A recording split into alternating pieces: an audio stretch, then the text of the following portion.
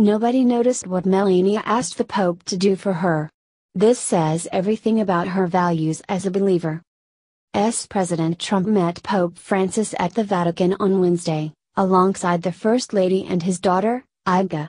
This was Trump's first official visit to the Vatican, where he finally got the opportunity to meet the Pope, with whom he has had an interesting relationship so far. However, the crew was all smiles, and the Pope even broke the ice, making a joke about the president to Melania. The audio is a bit hard to hear, but the Pope made a quip to Melania about Trump's size and even offered a nod to her heritage. Melania was all smiles, but before the Pope moved on, she had one request. With her, the First Lady had brought a rosary. The rosary is a string of beads Catholics use for prayer and meditation. It is made up of beads, each signifying a special prayer. It is a deeply cherished symbol within the Catholic faith. Melania asked if the Pope would bless her rosary. The answer was, of course, yes.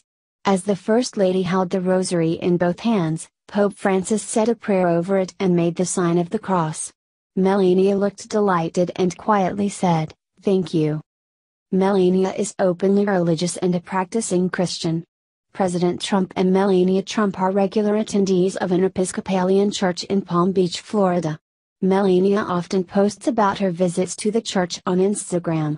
She took the First Lady of Japan to her church, Bethesda by the Sea, in February to show her where we were married, where we celebrate and we pray. The Trumps also celebrated Easter service there. Melania has also led attendees at Trump rallies in the Lord's Prayer. While the First Lady is not a practicing Catholic, the blessing of the rosary says a lot about where her priorities lie. Wasserman Schultz threatens police chief, after exposed her sick crimes. Representative W. Wasserman Schultz threatened the chief of the U.S. Capitol Police with consequences for holding equipment that she says belongs to her in order to build a criminal case against a Pakistani staffer suspected of massive cybersecurity breaches involving funneling sensitive congressional data off-site. The Florida lawmaker used her position on the committee that sets the police force's budget to press its chief to relinquish the piece of evidence Thursday, in what could be considered using her authority to attempt to interfere with a criminal investigation. The Capitol Police and outside agencies are pursuing Imran Awan, who has run technology for the Florida lawmaker since 2005 and was banned from the House network in February on suspicion of data breaches and theft. "My understanding is that the Capitol Police is not able to confiscate members' equipment when the member is not under investigation," Wasserman Schultz said in the annual police budget hearing of the House Committee on Appropriations Legislative Branch Subcommittee. "We can't return the equipment," Police Chief Matthew Verderosa told the Florida Democrat. "I think you're violating the rules when you conduct your business that way, and you should expect that there will be consequences," Wasserman Schultz said. As one of 8 members of the Committee on Appropriations Legislative Branch Subcommittee, Wasserman Schultz is in charge of the budget of the police force that is investigating her staffer and how he managed to extract so much money and information from members. Comments. Representative W. Wasserman Schultz threatened the chief of the U.S. Capitol Police with consequences for holding equipment that she says belongs to her in order to build a criminal case against a Pakistani staffer suspected of massive cybersecurity breaches involving funneling sensitive congressional data off-site. Sponsored by Rev Content. Unbelievable German World War II photo stuns Americans. Find out more. 65,325.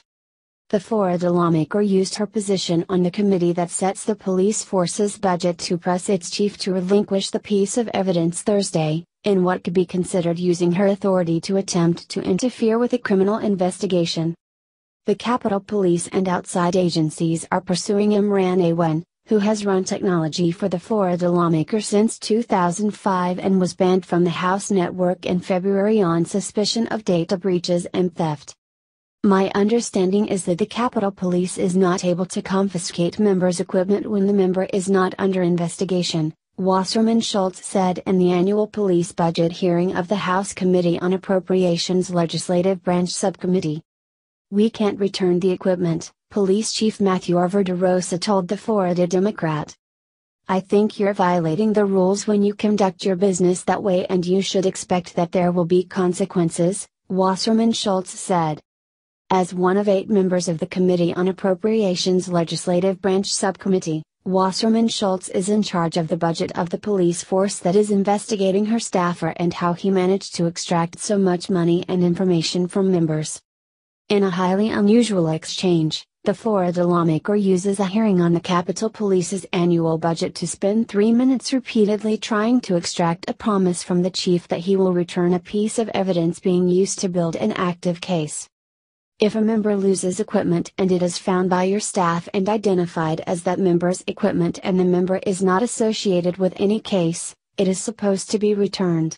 Yes or no? She said. Police tell her it is important to an ongoing investigation, but presses for its return anyway. A federal employee with knowledge of the situation and who requested anonymity told the Daily Caller News Foundation's investigative group that as House authorities closed in on Imran Awan and his brothers, a laptop used by Imran was hidden in an unused crevice of the Rayburn House office building. Wasserman Schultz's office is in Longworth House office building, a separate structure. The laptop was later found by Capitol Police and seized because it was relevant to the criminal investigation, the source said. The investigation is examining members' data leaving the network and how Awan managed to get members to place 3 relatives and a friend into largely no-show positions on their payrolls, billing $4 million since 2010. The Congresswoman characterizes the evidence as belonging to her and argues that therefore it cannot be seized unless Capitol Police tell her that she personally, as opposed to her staffer, is a target of the investigation. When the DCNF asked Wasserman Schultz Monday if it could inquire about her strong desire for the laptop, she said no, you may not. After the DCNF asked why she wouldn't want the Capitol Police to have any evidence they may need to find and punish any hackers of government information, she abruptly turned around in the middle of a stairwell and retreated back to the office from which she had come. Her spokesman, David Damiralan, then emerged to say we just don't have any comment. Though on the surface Wasserman Schultz would have been a victim of Awan's scam, she has inexplicably protected him, circumventing the network ban by retitling him as an advisor instead of technology administrator. Politico described him and his wife, Hina Alvi, as having a friendly personal relationship with both Wasserman Schultz and Representative Gregory Meeks of New York. That baffled a Democratic IT staffer, who said I can't imagine why she'd be that good of friends with a technology provider. Usually if someone does bad stuff, an office is going to distance themselves rather than incur political fallout for a mere staffer, he added. Wasserman Schultz resigned as chairman of the Democratic National Committee in 2016 after WikiLeaks published thousands of internal emails obtained by an as yet unidentified hacker. Breaking, crime boss agrees to expose Seth Rich's murder, but he's got one demand. Even criminals know that the Democrat Party is covering something up. Internet hacker and real-life Bond villain Kim.com says he has evidence that Seth Rich was behind the DNC email leak. In exchange for public testimony before the Senate, he's demanded safe passage from New Zealand to the United States and back, given that he's a wanted criminal in the US. Kim.com was behind the file-sharing website Megaupload, which was shut down in 2012. .com is wanted by the United States government for copyright infringement and other charges. Now, the larger-than-life hacker is speaking out about the murder of Seth Rich. He claims the two were collaborating on a political project. In a statement released to his website, Kim.com explains that he had been in contact with Seth Rich since 2014. According to .com, Seth Rich contacted him to discuss the possibility of bringing the Internet Party to America. The Internet Party is a new political party created by Kim.com 3 years ago. It is based on a platform of internet freedom and protecting privacy.